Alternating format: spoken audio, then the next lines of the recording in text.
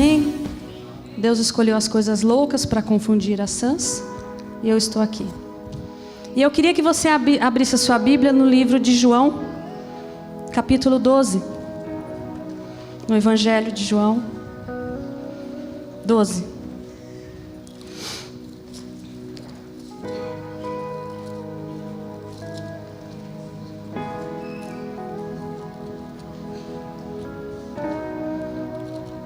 Deixa lá abertinho que a gente já vai lá.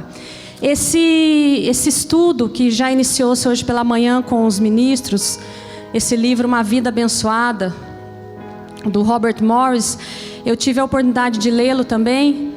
E enquanto eu lia, essa é uma passagem que consta do livro, isso saltou aos meus olhos. E desde a oportunidade, desde o momento, foi no começo da semana, e Deus vem falando comigo. E aí quando o apóstolo deu a agradável notícia de que eu ministraria nessa noite, e é uma bênção, Deus falou exatamente, é isso. E eu queria ler com você então, João 12. Todo do 12, do 1 ao 8, tá? E diz assim: Foi, pois, Jesus 6 dias antes da Páscoa a Betânia, onde estava Lázaro, o que falecera e a quem ressuscitara dos mortos. Fizeram-lhe, pois, ali uma ceia, e Marta servia a Lázaro. Era um dos seus que estava à mesa com ele. Então Maria, tomando uma libra de unguento de nardo puro, de muito preço, ungiu aos pés de Jesus, e enxugou-lhe os pés com os seus cabelos, e encheu-se a casa do cheiro do unguento. Então dos seus discípulos, Judas Iscariotes, filho de Simão, o que havia de traí-lo, disse: Por que não se vende esse unguento por 300 dinheiros e não se dá aos pobres? Vamos por aqui. E aí eu comecei, isso foi saltando aos meus olhos, eu comecei a pesquisar, e a magnitude da oferta.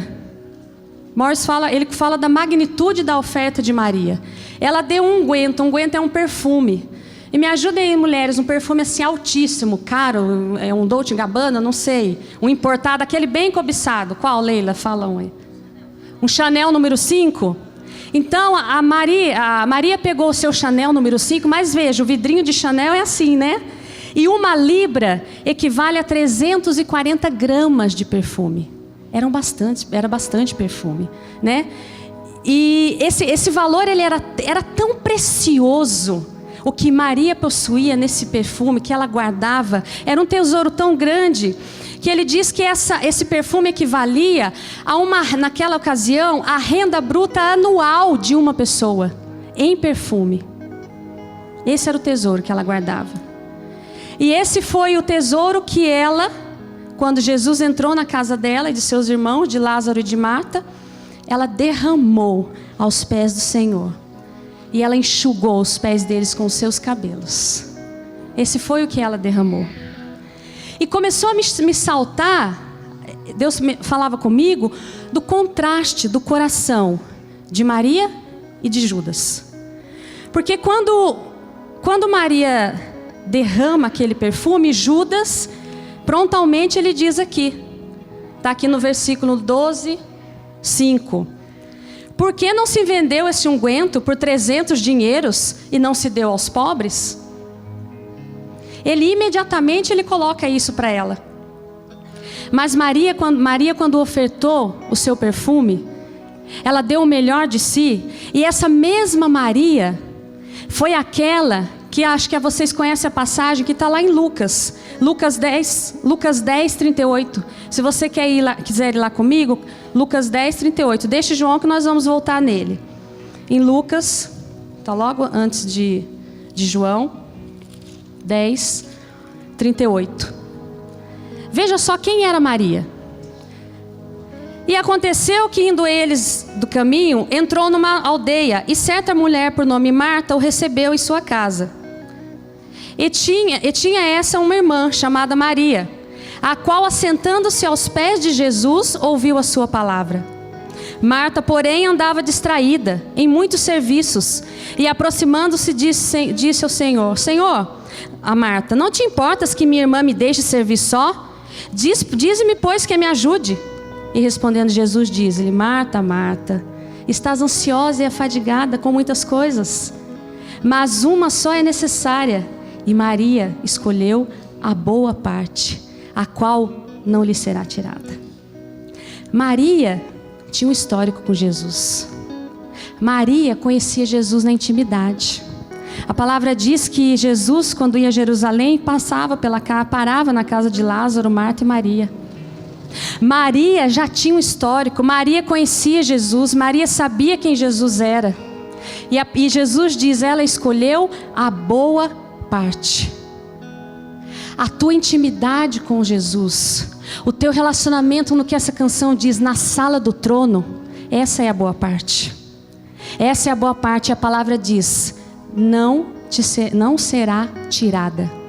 A tua boa parte, aquilo que você alcança na adoração a Ele, aquilo que você alcança na sua intimidade com Ele, aquilo que você só acessa você e Ele na sala do trono, não te é tirado. E Maria tinha essa identidade revelada de quem Ele era, e por isso ela foi capaz de ofertar o seu tesouro. Você só oferta o seu tesouro, o seu coração, a sua vida, quando você tem a intimidade, quando você conhece, não Ele mais de ouvir falar. Maria viu a Jesus face a face. Quando você vê a Jesus face a face, você não tem nenhuma dificuldade em entregar a sua vida, porque você conhece quem Ele é, e você entrega, e isso é a tua boa parte, nunca será tirado. Aí a circunstância que você enfrenta não vai tirar a boa parte. A luta que você vai passar amanhã, quando o dia amanhecer e quando você vai trabalhar, não vai tirar a boa parte. E isso é estar firmado na rocha inabalável. Você só se firma na rocha quando você acessa, conhece quem é que te traz a boa parte. É a intimidade com Ele, conhecer a Ele de olho no olho, não mais de ouvir falar. Eu ouço falar desse Jesus que eles tanto falam. O desejo do Senhor é de olhar face a face para você e ter um relacionamento íntimo, e aí sim você ser capaz de entregar tudo que você tem, como Maria fez. Por isso Maria entregou o tesouro. Ela já conhecia, ela tinha um histórico, ela tinha um relacionamento.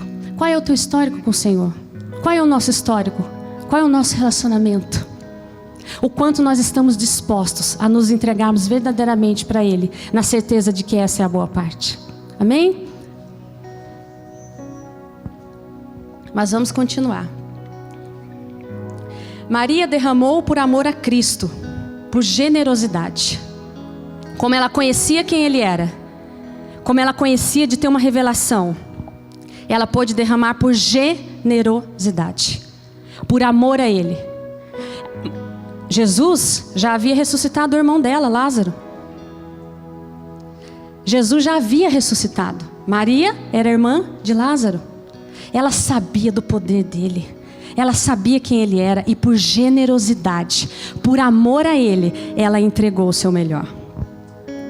Mas onde há generosidade, há um egoísmo lutando pelo controle. Repita comigo. Onde há generosidade, há o egoísmo lutando pelo controle. Coração de Maria e o coração de Judas. Nós analisamos o coração de Maria. Um coração que tinha intimidade, que sabia quem ele era, e por generosidade derramou o melhor dela. Agora vamos para um coração interessante, que é o de Judas, que representa o coração do egoísmo. Quando Judas fala assim para Maria, naquela ocasião, vamos voltar lá em João. Volta comigo lá, por favor. E ele diz assim: por que não se vendeu esse unguento por 300 dinheiro e não se deu aos pobres? Ora, olha que coisa tremenda. Ele disse isso não pelo cuidado que tivesse dos pobres, mas porque era ladrão e tinha bolsa e tirava o que ali se lançava.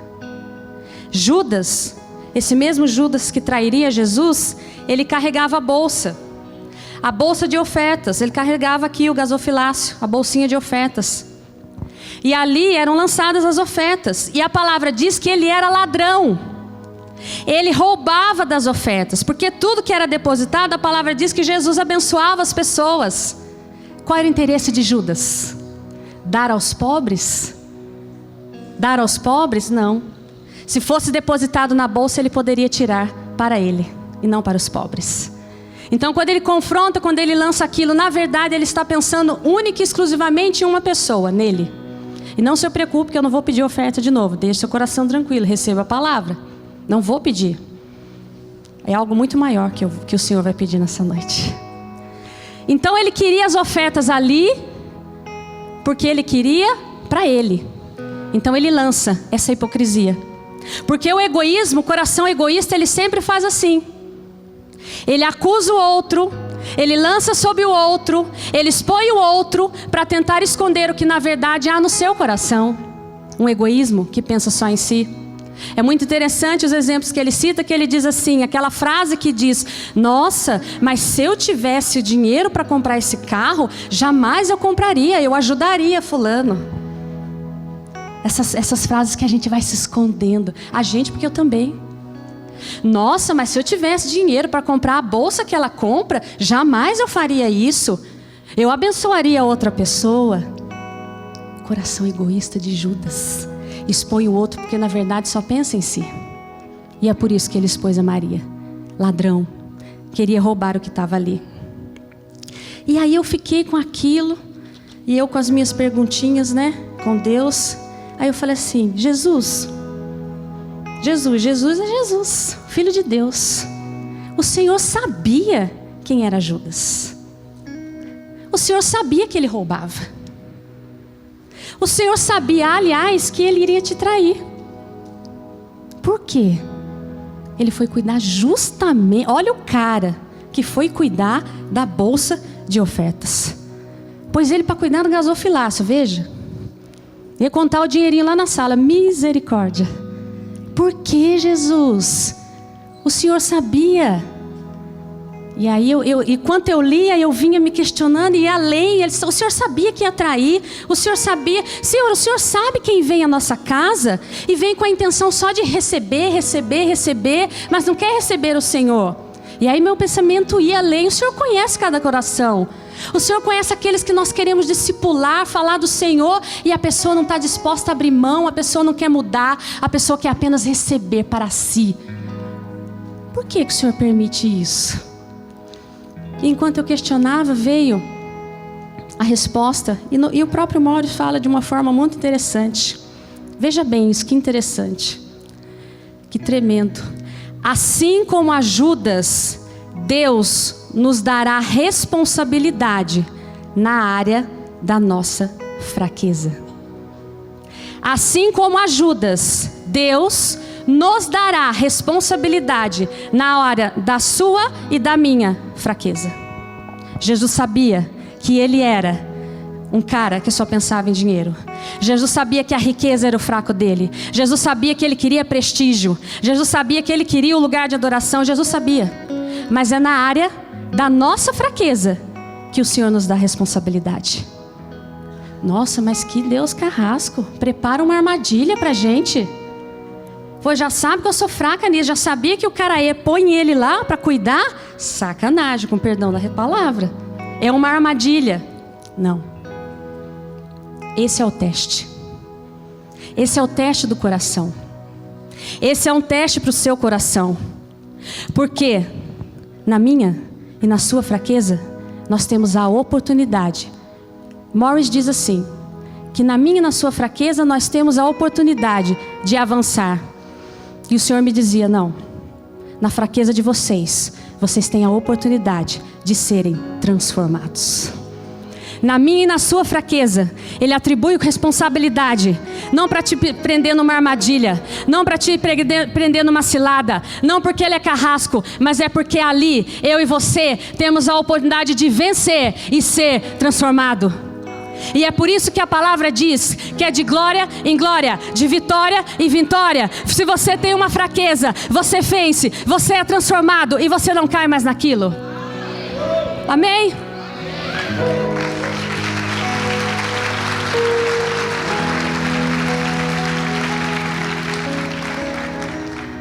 E aí vem o título, Apóstolo Cristiano, vou deixar aqui. A nossa fraqueza é uma oportunidade de transformação. E calma, o Senhor me levou a palavra para mostrar isso. Mas qual é a sua fraqueza? E aí Deus me falava, aos casados, o casamento é uma responsabilidade. Eu vou começar no casados, mas eu vou para outro lugar, viu, P? O casados, você casou, é uma responsabilidade, não é?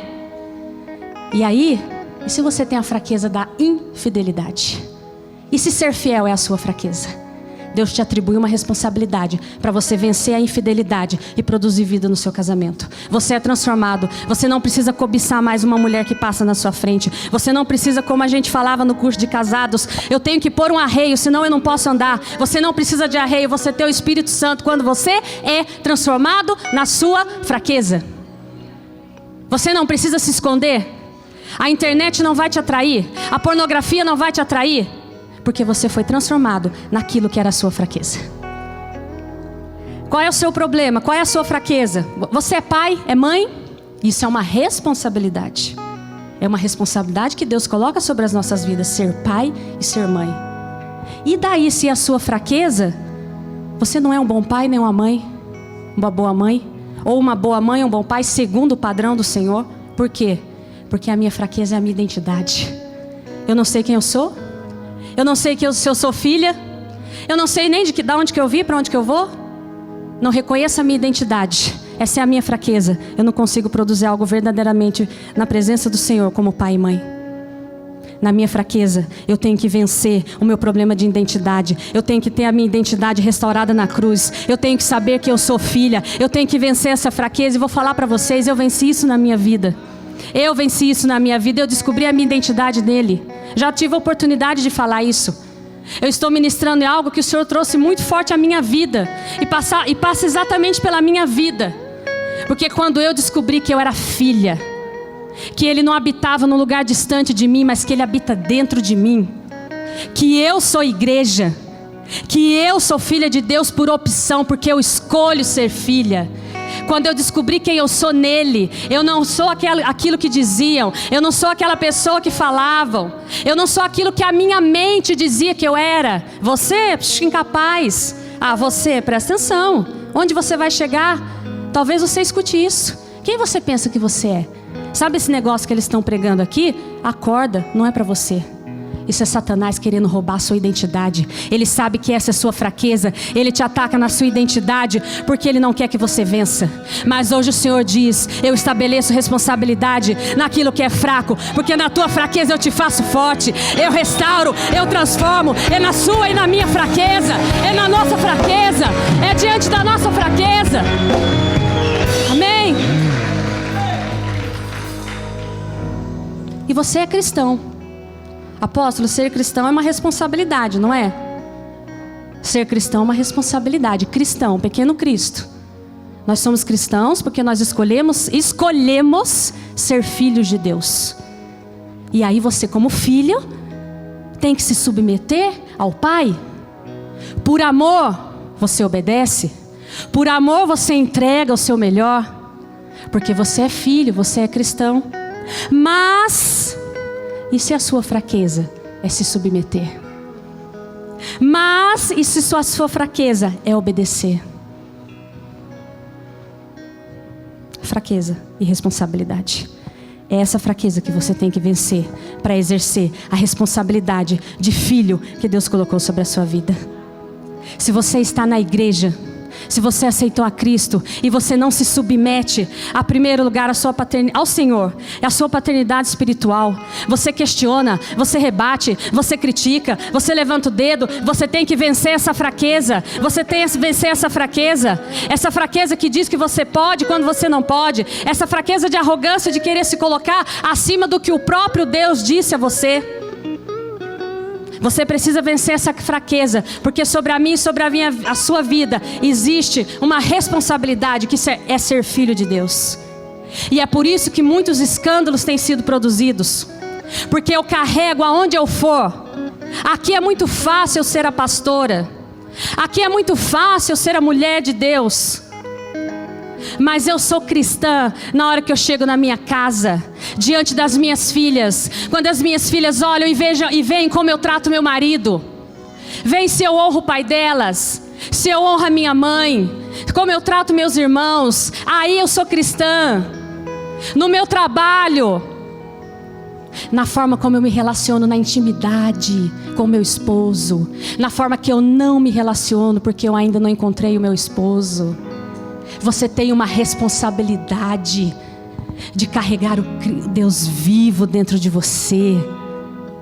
Mas cada fraqueza que há dentro de você e de mim é uma oportunidade para você ser transformado e não para você usar de muleta. É isso que o Senhor vem nos dizer nessa noite. Chega de muleta, chega de desculpa, chega de dizer que não pode, porque eu tudo posso naquele que me fortalece. É tudo por Ele, é tudo nele. Nós vamos construir isso nessa noite. Mas hoje o Senhor me diz: chega de desculpas. Eu atribuo responsabilidades porque eu conheço as fraquezas de vocês. Mas eu também providenciei uma forma de vocês superarem cada uma delas. Eu venci na cruz por isso. Ele conhece cada limitação nossa. Ele conhece o seu medo. Quando eu ajoelhava ali, eu falava: Senhor, eu tenho medo de não conseguir ser fiel. E Ele me dizia: filha, sou eu que falo, não tenha medo, é Ele que faz, não é você. Lance fora o medo que tem te oprimido, lance fora as palavras, olhe para a sua fraqueza face a face e diga quem é o Senhor diante dela. Olha para a sua fraqueza, olha para aquele desejo incontrolável que você tem e diga quem é o seu Senhor diante dela. Olhe para aquilo que tem te prendido, olhe para aquilo que tem dito que você não consegue e mostre a face do teu Senhor para ela, e ela vai cair e você se levantará.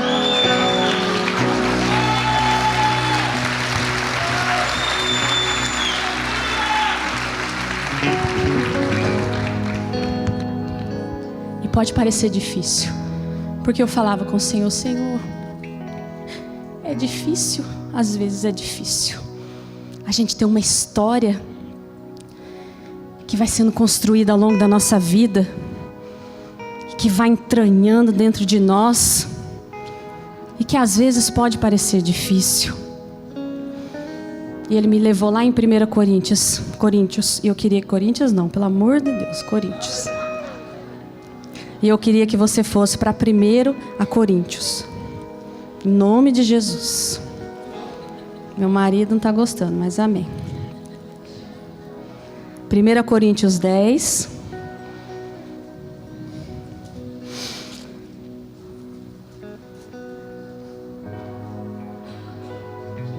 Primeira Coríntios 10, 13. Essa é para... Quando eu falava: Senhor, às vezes é muito difícil. Eu tenho tido a oportunidade de ajudar a pastora Adriana, a Karina e o Anderson no discipulado. E nós ouvimos tantas histórias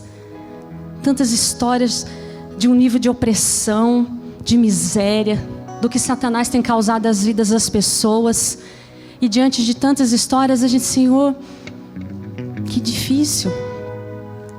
Às vezes tantas tentações, as pessoas vêm à igreja e se vão, porque não conseguem abrir mão.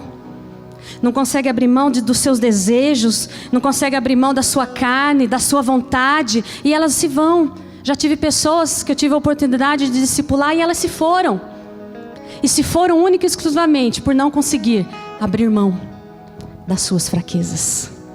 E o Senhor me levava e dizia assim, 1 Coríntios 13: não veio sobre vós tentação, senão humana, mas fiel é Deus, que vos não deixará tentar acima do que podeis. Antes, com a tentação, dará também o escape. Repita comigo: dará também o escape, para que a possais suportar. Não vem sobre nós tentação que o Senhor não deu escape. Não vem sobre nós tentação que nós não possamos suportar, a menos que eu e você não queiramos. A única coisa que pode impedir você de avançar nessa fraqueza que tem te oprimido é que se você não quiser. Se você não quiser. Se você disser: não, Senhor, faz em outra, em mim não. Isso é o único que pode impedir, porque a palavra diz que não veio sobre nós tentação que Ele não deu o escape. E o teu escape está na total e completa dependência do Senhor. O teu escape está em você pegar hoje essas fraquezas, isso que tem te consumido, sejam elas quais forem, o medo, a depressão, a ira, a raiva, a falta de domínio próprio, a sua desobediência. Mas estão me provocando, já estão falando, mexe comigo. Tá vendo? Eu estou querendo ser santa, mas aí me provocam. Pega essa tua fraqueza, coloca em total dependência do Espírito Santo, porque Ele diz que não tem tentação que veio sobre você, que você não seja capaz de vencer. E é por isso que Ele dizia que todas as desculpas caem, todas as barreiras caem, a menos que eu e você não queiramos, a menos que nós sejamos resistentes à obra interna que o Espírito Santo quer produzir dentro de cada um de nós. Porque se você quiser, meu irmão, nada vai impedir. Agindo Ele, quem impedirá? Ninguém, a menos o seu querer. Amém? E vamos continuando. E diz uma coisa interessante, ele fala assim, diante disso: sempre fazemos uma escolha consciente pelo pecado. Sempre fazemos uma escolha consciente pelo pecado. E a gente usa as desculpas. Deus já fez assim comigo tanto. A gente usa as desculpas. A carne é fraca, apóstolo, sou homem. A gente com casado escuta bastantinha desculpa. Eu sou homem, a carne é fraca, não mexe comigo, eu sou irada, eu sou brava. Quem fez casado sabe disso, estou falando de mim. Antes que você venha com uma, eu já vou com duas fervendo em cima de você. Foi assim que Deus me fez. É uma escolha consciente pelo pecado. Você escolhe pecar. Você escolhe pecar. Você escolhe mentir. Você escolhe sonegar o imposto. Você escolhe. Mas e a crise? Todo mundo faz. Você escolhe. É uma escolha consciente pelo pecado. Não é capeta que te possui. Não é demônio que... O demônio me possuiu e eu soneguei. Não, é uma escolha que você fez. Você escolhe trair. Você escolhe, você decide olhar para outra pessoa e cobiçar. Você decide em agredir uma pessoa. É uma escolha consciente. Não é algo que aconteça movido por um poder sobrenatural. Assim o mundo espiritual que se movimenta. Assim o mundo espiritual que traz dano às vidas das pessoas. Mas há um poder sobre a sua vida de fazer uma escolha consciente e dizer: chega, basta, eu não me dobro, eu venço essa fraqueza, eu supero, eu vou ser transformado, porque maior é o que habita em mim do que o que está no mundo. Se Ele habita em mim e em você, nada é impossível ao que crê. E hoje eu tenho que vencer mais do que ontem. Eu tenho que superar o pecado que eu não fui capaz de superar ontem. Eu supero hoje e eu avanço. E é isso que o Senhor me dizia. Não é só vencer, é ser transformado. Porque senão fica uma desculpa. Hoje eu venci, não traí. Ai, glória a Deus, agora amanhã pode vir a próxima, vamos ver. Não. Seu coração tem que ser transformado. Daí aquilo não traz mais cobiça aos seus olhos. Aquilo não é mais a tua fraqueza. Você pode ter outras, mas aquela você já venceu. A sua fraqueza são as drogas. Tem que cheirar Meu irmão, eu não compreendo isso. Eu nunca usei droga na minha vida, isso eu nunca fiz. Mas eu acho que não tem como que fala quando fica assim muito na droga? Como que chama? Fica assim, fala aí, Marco, como chama? Brisado. Eu não sei se existe brisa maior do que essa, quando você levanta, quando você adora, quando você fica diante dele. Eu não sei se tem outra, eu não quero saber. Eu só experimentei essa brisa e ela eu não largo a vida inteira. E aí você precisa cheirar, fumar. Pra quê? Pega essa fraqueza e manda embora. O Senhor é contigo. É de um dia para o outro.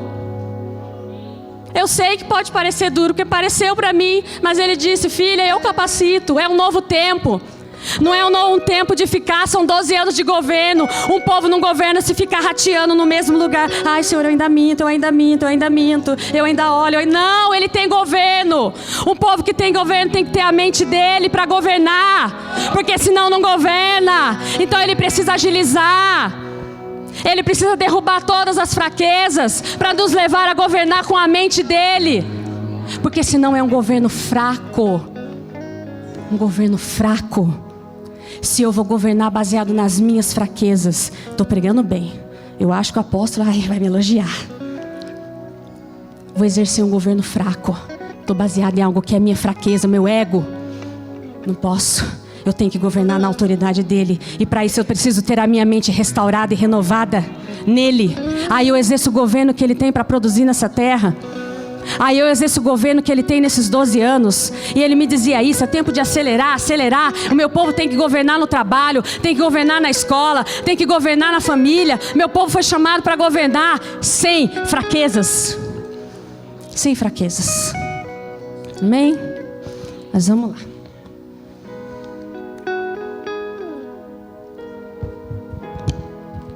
E Deus me falava: a única maneira de sermos transformados é quando confrontamos nossas fraquezas e as superamos. É a única maneira de ser transformado. E eu falava: Senhor, é verdade.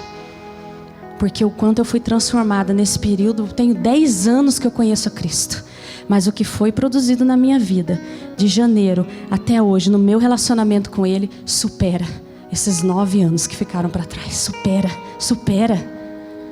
Porque você precisa ser confrontado com a sua fraqueza, com o seu medo, com aquilo que gera insegurança, com aquilo que traz o teu temor, porque enquanto a palavra está sendo liberada, você está remoendo na sua mente: ela está falando isso, mas e amanhã? Amanhã eu que sei. Deixa eu te dizer, amanhã é Ele que sabe. Amanhã é Ele que sabe. Amanhã é Ele que faz. Amanhã é Ele que produz. Mas a tua alma fica tentando te roubar. E é bem claro isso. Só seremos transformados quando confrontados nas nossas fraquezas e as superarmos. Quando você supera aquela fraqueza que você vê dentro de você, a nossa sujeira, a nossa podridão. Porque às vezes Deus falava isso: a gente se sente tão, né, gente? Vamos falar bem a verdade. A gente se sente. Não, talvez só eu me sinta, e alguns. Mas às vezes a gente já sou cristão, nossa, e aquele povo quando a gente sai e passa ali, os homossexuais, ai Senhor, que dó. E eu passo e Deus fala assim: filha, você só não está assim porque eu te amei. Não estou falando de ser homossexual, mas eu só não estou na miséria, e seja ela qual for, porque eu te resgatei das trevas, eu te trouxe para a luz, eu te resgatei, e às vezes a gente se acha merecedor de algo.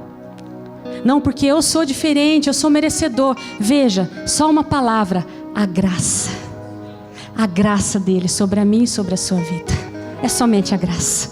É a única coisa que nos diferencia de uma pessoa ali fora. É a graça, é a misericórdia, é o amor dele. Amém? E aí Deus falava disso. No livro, o Márcio fala de confrontar as nossas fraquezas. E Deus me levava na Bíblia. Me levava a história de Moisés. Né? Falei: Senhor, quem são, né? E você analisa a Bíblia, é uma história de homens que foram confrontados nas suas fraquezas. E Deus me levou a Moisés, naquela passagem da sarça, né? Da sarça ardente. Se você quiser ir lá para Êxodo 3, lá no início da Bíblia, para quem está fazendo discipulado, ó, Gênesis, e aí vem Êxodo, hein? Velho Testamento. Êxodo 3 fala de quando Moisés se encontra com... Vou ler aqui o comecinho para vocês. O 3:1. E apacentava Moisés o rebanho de Jetro, seu sogro, sacerdote de Midian, e levou o rebanho atrás do deserto. E veio ao monte de Deus, a Horebe, e apareceu-lhe o anjo do Senhor em uma chama de fogo, no meio de uma sarça, e o olhou, e eis que a sarça ardia no fogo, e a sarça não se consumia. E Moisés disse: agora me virarei para lá, e verei grande visão, porque a sarça não se queima. Deixa eu só me achar aqui. E no 11 fala assim... Não, no 10. O Senhor fala a Moisés: vem agora. O Senhor falando: pois eu te enviarei a Faraó, para que tires o meu povo, os filhos de Israel, do Egito. Deus tem um encontro com Moisés e o dá um comissionamento. Ele vai ser aquele que vai tirar o povo do cativeiro. Tenho certeza que tem um monte de gente que assiste os 10 mandamentos. Não sei, já chegou nessa fase, não sei. Mas lá está a historinha. Foi esse homem, foi Moisés. E a minha Bíblia, ela diz assim, ó. Primeira das 11 queixas de Moisés. Primeira das 11 queixas de Moisés. E Moisés vai se queixando com o Senhor. E ele diz assim, no verso 11 ele diz assim: então Moisés disse a Deus: quem sou eu que vá a Faraó e tire do Egito os filhos de Israel? Quem sou eu, apóstolo Eli, para discipular? Quem sou eu para vir pregar? Quem sou eu para levar uma vida santa? Quem sou eu, prisioneiro do pecado, pobre criatura na carne? Quem sou eu para falar do amor de Deus? Quem sou eu para trabalhar no reino? Quem sou eu? Moisés foi se desculpando. Moisés foi na fraqueza dele. E por 11 vezes ele foi diante do Senhor na sua fraqueza. Qual é o seu nome? Ele ainda perguntou para Deus. Eu não vou ler o verso, vou falar. Mas o que eu vou dizer do Senhor? Quando eles perguntarem, mas que Deus é esse? Qual é o teu nome? E o Senhor foi o instruindo. Nas 11 fraquezas que Moisés teve, ele falou assim: eu sou gago, eu não sei falar. Todas as desculpas, todas as fraquezas colocadas diante do Senhor, uma a uma o Senhor foi rebatendo com ele. Uma a uma o Senhor foi derrubando. Uma a uma Moisés foi vencendo. Uma a uma o Senhor foi capacitando. Uma a uma o Senhor foi respondendo. E Moisés foi o libertador do povo do Egito. Ele foi aquele que foi ao Egito com todas essas fraquezas que ele colocou diante do Senhor, e que o Senhor foi tratando uma a uma, e ele foi e cumpriu o seu propósito. Se você estiver disposto a pegar as suas fraquezas e colocar diante do Senhor, uma a uma em sinceridade, uma a uma em verdade, Ele restaura uma a uma, Ele te transforma em cada uma, e você vai e é um libertador, e você vai e é um restaurador. E ele me falava de outro homem, de Davi, o rei Davi. Está lá em 2 Samuel. 2 Samuel, no 12.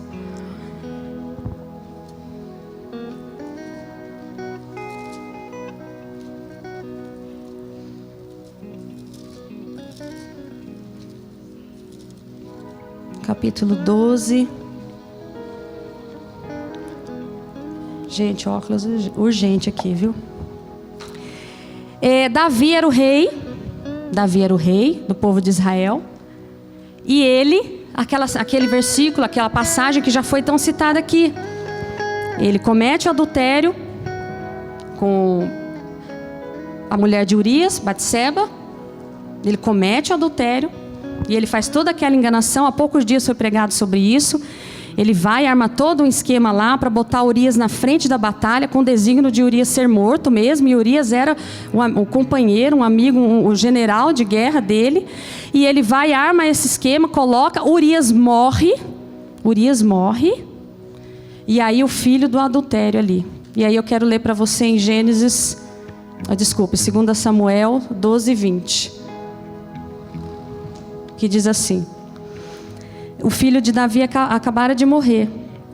Então Davi se levantou da terra e se lavou e se ungiu e mudou de vestes e entrou na casa do Senhor e adorou.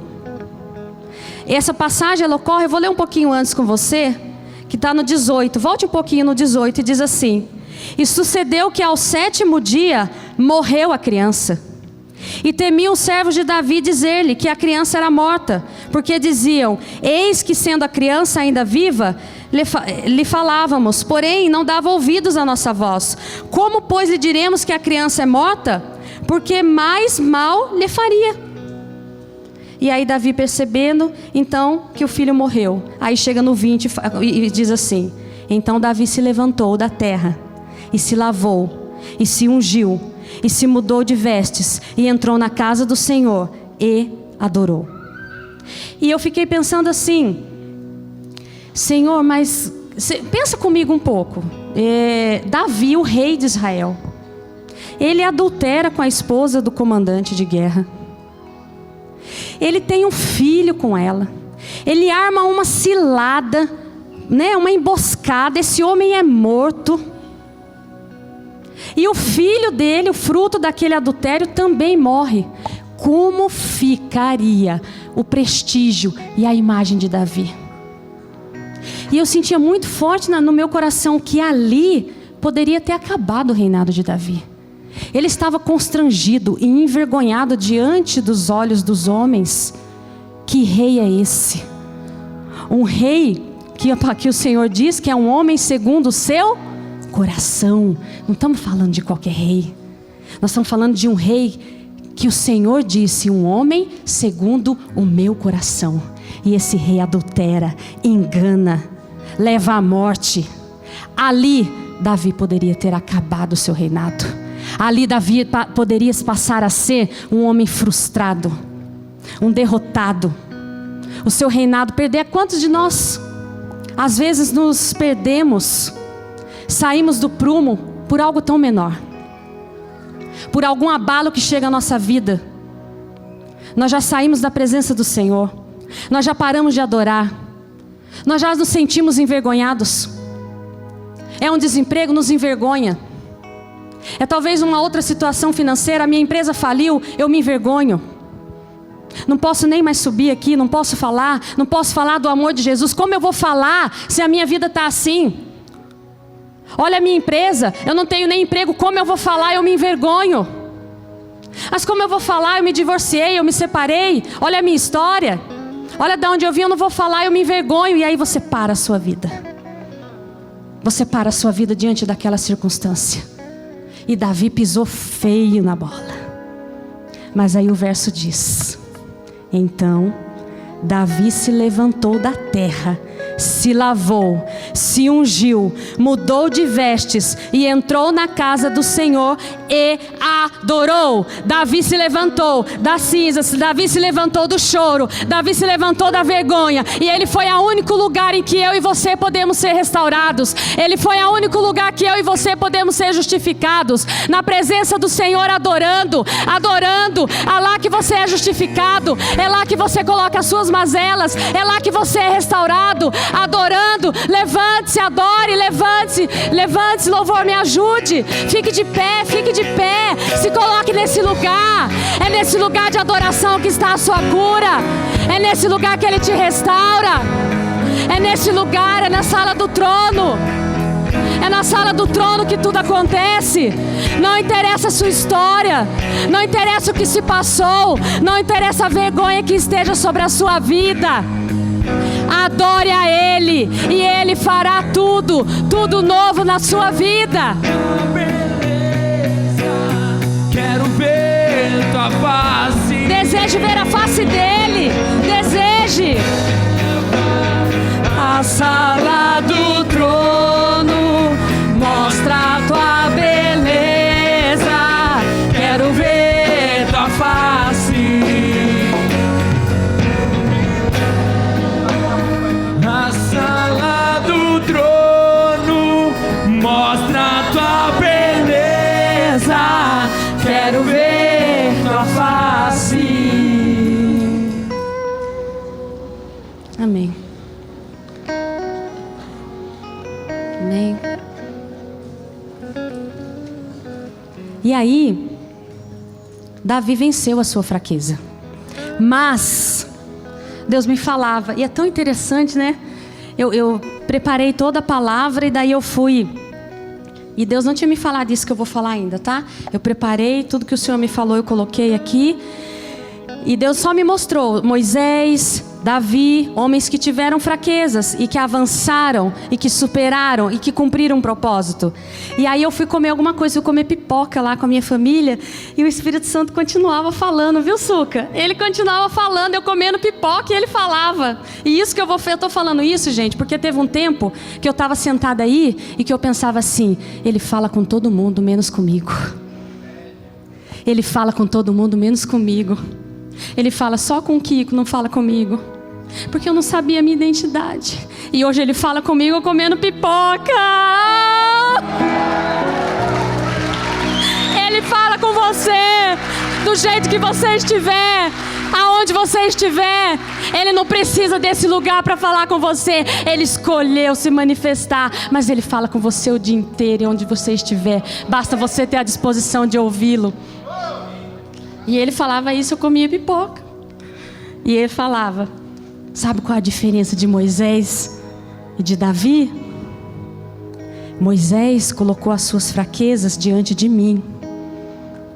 Davi mergulhou nas suas fraquezas. Davi mergulhou nas suas fraquezas. Davi viveu cada uma na plenitude as suas fraquezas. Ele adulterou. Ele foi responsável pelo homicídio de um homem. E aí Deus me levava a refletir o seguinte: que quando eu não venço a minha fraqueza, de que quando eu não luto com todas as minhas forças, e é por isso que o reino é tomado pela força, quando eu exerço toda a minha força para vencer as minhas fraquezas, eu produzo morte na minha descendência. O filho de Davi morreu. O filho forjado, feito na fraqueza, ele morreu. Se eu e você não vencemos as nossas fraquezas, porque o Senhor está dizendo que é possível, nós podemos gerar morte na nossa descendência, na nossa vida. Foi o que aconteceu com Davi, o Senhor me dizia. É a diferença dele e de Moisés. Moisés pegou as fraquezas e colocou-as diante do Senhor, no embate com o Senhor. Senhor, eu tenho isso. O Senhor rebatia. Eu fiquei falando, que tremendo. Imagina eu lá falando com... Senhor, eu não vou pregar. Não, você vai pregar. Senhor, eu não sei falar. Não, você vai falar. Moisés fez isso. Davi não. Davi mergulhou em cada fraqueza dele e gerou morte na vida do seu filho. A dificuldade, a fraqueza que nós não estejamos dispostos a vencer, ela pode gerar morte na sua vida, na sua descendência.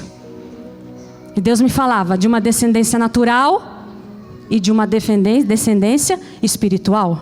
Porque se eu não venço as minhas fraquezas, e se eu estou estabelecendo filhos espirituais, eu gero filhos espirituais mortos na minha fraqueza. Na minha fraqueza. Eu preciso vencer as minhas fraquezas para gerar filhos vivos, vivificados no Senhor. É por isso que o nosso chamado como discipuladores, é por isso que o chamado de todos nós é apresentar a Cristo. É Ele, porque só Ele é capaz de nos ajudar, de fazer com que nós vençamos e sejamos transformados nas nossas fraquezas. Não sou eu, Eliana, que discipulo, não sou eu que eu apresento, não são as minhas teorias, não é o que eu penso, mas é um Cristo vivo, ressuscitado, que morreu por mim e por você, e Ele supera todas as nossas fraquezas. É isso que eu apresento num discipulado. É isso que eu apresento quando através da minha vida eu testemunho na vida de outros. E Deus me falava de Davi e Moisés, da diferença entre os dois. Não permita que seja produzida a morte na sua descendência, por você não ser capaz de usar todas as suas forças para vencer cada fraqueza que você tem. Sabe por quê? Você tem o maior de todos os aliados. Você tem o Senhor, o Espírito Santo que Ele deixou para nós, dentro de cada um de nós, nos capacitando. E é isso que Ele vem dizer nessa noite. É isso que Ele vem falar. Eu capacitei a cada um de vocês. Eu deixei o meu Espírito. Eu derramo, e a gente falava que o céu se abra, céu na terra, céu na terra. Céu na terra significa isso. Deus sabia de cada limitação nossa. Deus sabia que seríamos fracos. Deus sabia que teríamos provações. E Ele nos deixou, nos capacitou com a presença do Espírito, para em tudo nós vencermos nele, inclusive cada uma das nossas desculpas. Amém? Aleluia. Aí vem de Abraão. Ele falou de Abraão também, né? Abraão, o pai da fé. O pai da fé. Mas eu estava lá estudando o livro de Gênesis. Gente, Abraão foi um covarde. A minha Bíblia fala assim, covarde. Ele entrou no Egito com Sara. Ele entrou no Egito com Sara, a mulher dele, e diz que Sara era muito formosa. Aos 70 e poucos anos, né? Olha, formosa aos 70, gente, há esperança. Aos 75 anos, formosa. Mas ela era tão formosa que todos os homens ali, uau, né? Que mulher linda. O faraó, os homens de faraó. E sabe o que Abraão fez? Falou para ela assim, ó, fala que você é minha irmã, porque senão eles vão me perseguir. Então, ó, se alguém perguntar, fala que você é minha irmã. Estou fazendo uma adaptação minha aqui, tá, gente? Mas vamos caminhar. Então, e foi justamente o que aconteceu. Os homens olharam aquela mulher formosa e Faraó se interessou por ela e levou ela para habitar com ele. E sabe o que Abraão fez? Nada, ficou quietinho, covarde. Que fraqueza. E sabe o que diz ainda a palavra? Ele ainda se beneficiou, recebeu bens, recebeu, gado, recebeu. Ele deixou a mulher dele ir para Faraó, para casa de Faraó, e ainda recebeu, ficou no lucro. Ai, que fraqueza. Que fraqueza. Mas está lá, eu vou ter que ir em Gênesis 13, 4. Gênesis 13, primeiro livro da Bíblia. Pessoal do discipulado aí, ó. Quem faz discipulado aqui? Levante sua mão. Quem está fazendo discipulado? Amém. Gênesis 13. 13 no verso 4. Isso. E daí quando ele sai lá, Faraó descobre a covardia dele, e fala para ele, e ele diz até assim para ele. Olha o que fez o Senhor. Eu vou voltar um pouquinho no 12, 17, fala assim: feriu porém o Senhor a Faraó com grandes pragas e a sua casa por causa de Sarai, mulher de Abraão. Então chamou Faraó a Abraão e disse: que é isso que você fez? Por que não me disse que ela era sua mulher?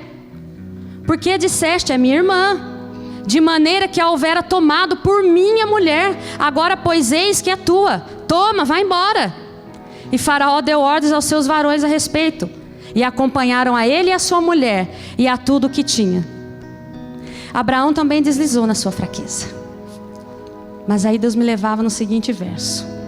Ele voltou lá para a terra de origem. Todo o propósito dele, ele rodou, fez isso aí no Egito e voltou para o ponto inicial. Tinha um propósito, rodou e voltou para um ponto inicial. Era para ele estar lá avançando. Se a gente caminha pela nossa fraqueza, a gente roda e nunca sai do ponto inicial. Mas quando eu vou vencendo as minhas fraquezas, eu vou cumprindo o meu propósito e eu vou avançando de glória em glória, de vitória em vitória. E o que eu não venci ontem, eu venço hoje, eu vou vencer amanhã. Esse é o nosso chamado, é isso que Deus tem para mim e para a sua vida. E aí Abraão, ele diz lá para Abraão no verso 4: e fez as suas jornadas do sul até Betel, até o lugar onde ao princípio estivera a sua tenda, entre Betel e Aí, lá no retorno, até o lugar de altar que antes ali ele tinha feito. E Abraão invocou ali o nome do Senhor.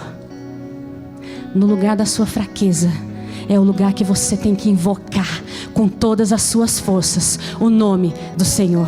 Na minha e na sua fraqueza, e nós devemos invocar com toda a força, com toda a bravura o nome do Senhor. Senhor, tira-me daqui, aqui eu não aceito, nesse lugar eu não fico, eu sou fraco, mas o Senhor me faz forte. Você invoca o nome do Senhor nas suas fraquezas, e Ele te dá a vitória. Ele transforma o seu coração, Ele faz uma obra no seu coração, e aquilo que era fraqueza já não é mais. E a cocaína você não precisa mais para ter a brisa. E você não precisa mais da cocaína, e você não precisa mais adulterar, e nenhuma mulher mais te cobiça, nenhuma mulher você tem atraído o seu desejo. Você não precisa mentir, você não precisa fofocar, porque ali, clamando ao Senhor, como a palavra diz, e Abraão invocou ali o nome do Senhor. Invoque o nome do Senhor no meio das suas lutas, das suas fraquezas. Invoque o nome dEle, e Ele levará você a cumprir o seu propósito. Mas às vezes nós nos apoiamos numa soberba de que somos capazes. Nós não somos capazes de nada se não for Ele em nós. Eu falei ali: Senhor, eu tenho medo. E Ele disse: não tema, eu vou com você. E se eu estou aqui falando e muitas coisas Ele vai me trazendo agora, é porque é Ele que fala, é Ele que inspira. E Ele deseja ardentemente se relacionar comigo e com você. Ele deseja ter um relacionamento íntimo.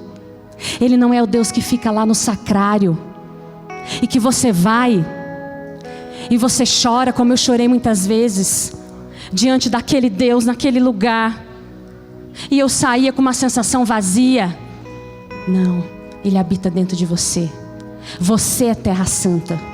Você é templo. Você é a igreja. É dentro de você a habitação. E se Ele habita dentro de você, todas as fraquezas vão cair em nome de Jesus. Amém? Estou finalizando. E aí nós vamos lá para 2 Coríntios, no 12. Velho, é Novo Testamento.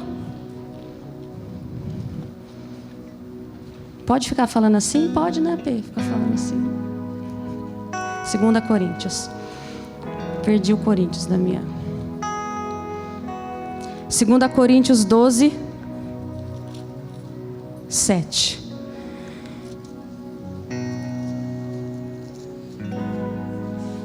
E aí eu vou caminhando para o final. Porque às vezes a gente vai falando algumas coisas.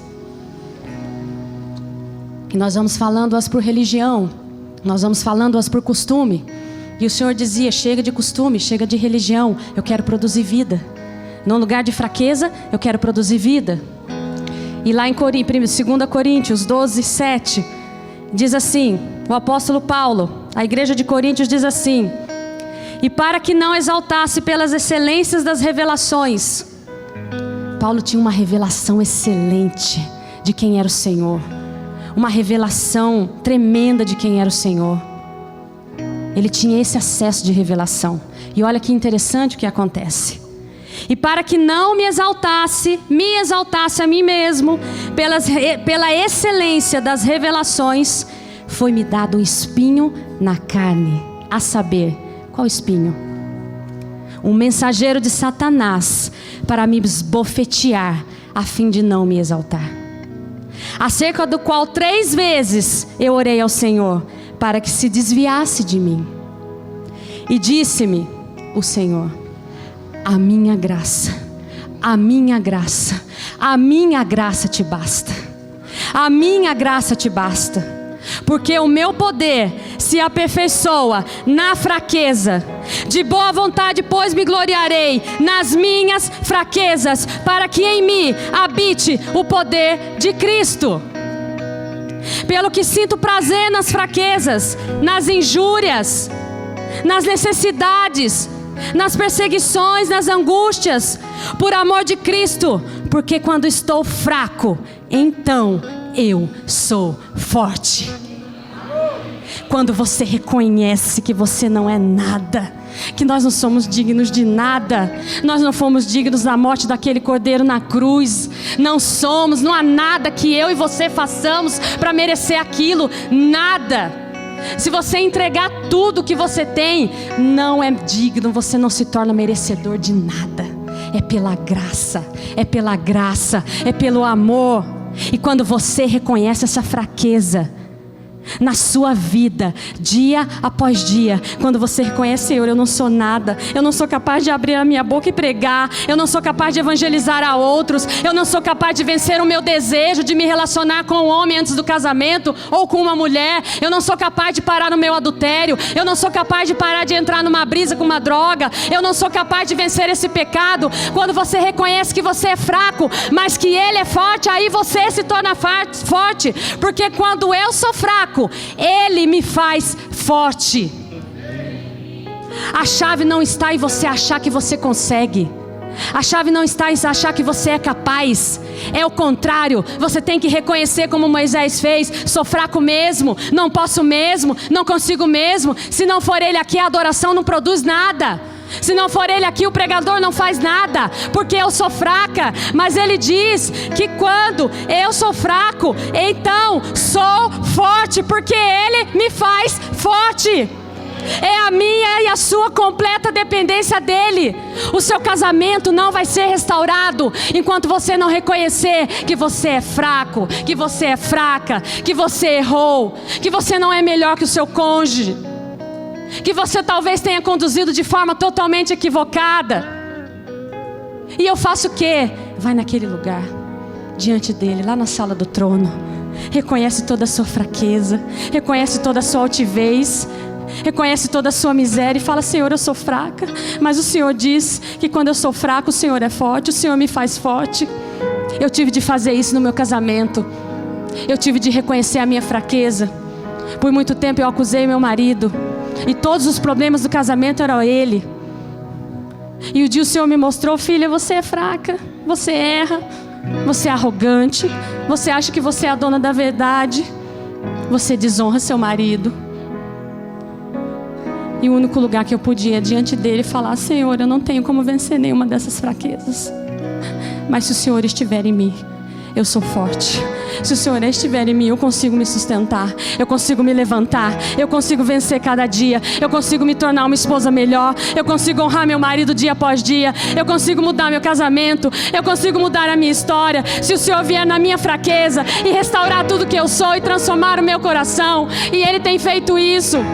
Minhas 2 filhas estão lá dentro, meu marido está ao fundo. Ele tem feito. Eu tenho me esforçado dia após dia para isso, para que cada fraqueza minha caia e eu me torne forte nele.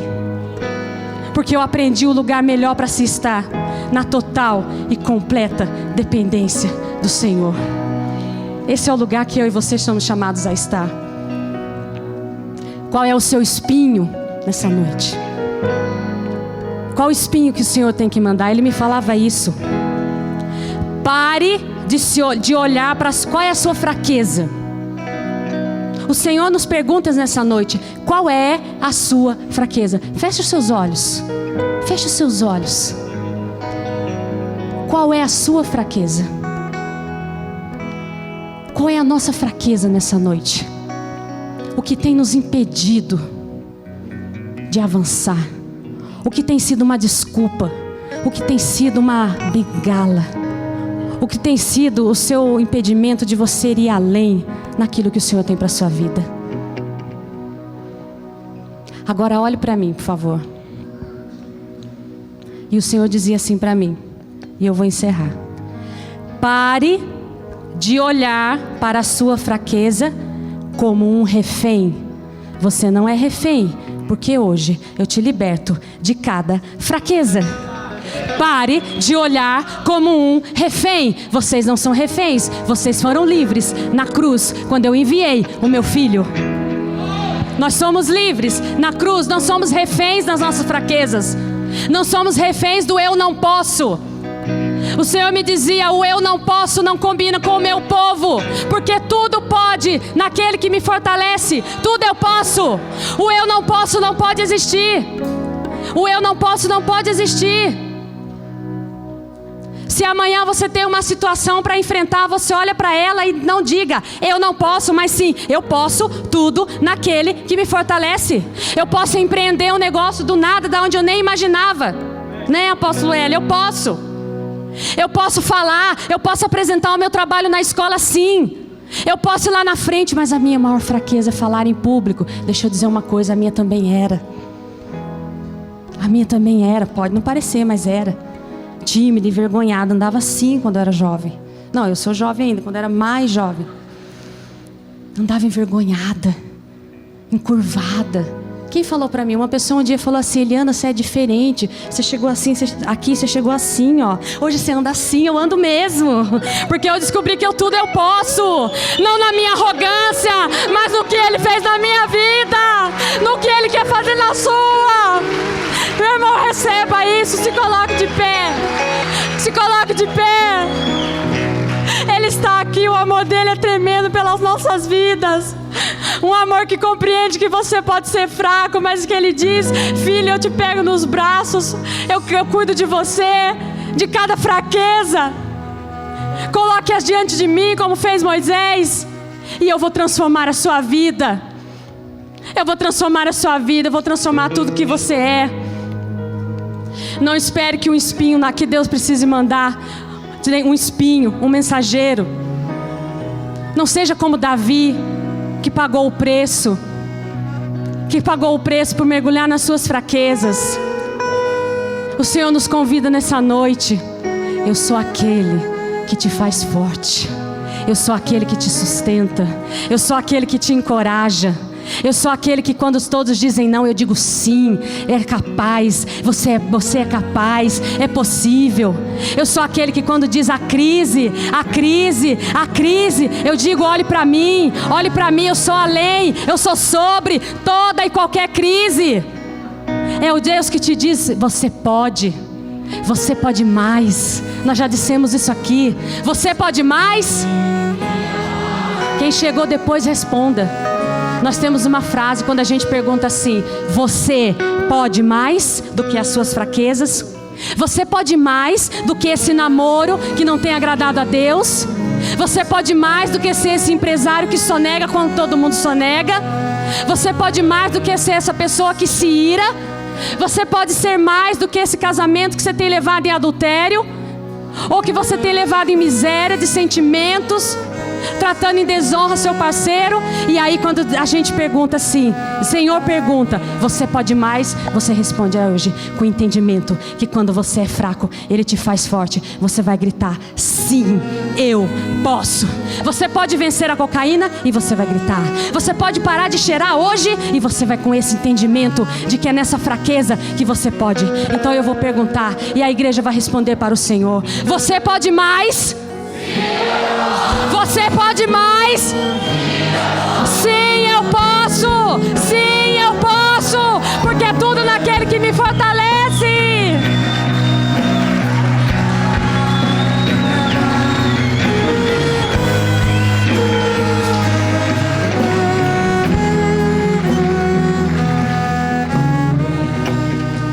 Olhe para a sua fraqueza a partir de hoje e veja uma oportunidade de ter a sua vida transformada. A fraqueza é uma oportunidade da sua vida ser transformada. Cada fraqueza hoje, o Senhor diz, essa é uma oportunidade que eu dou aos meus filhos de serem transformados em mim.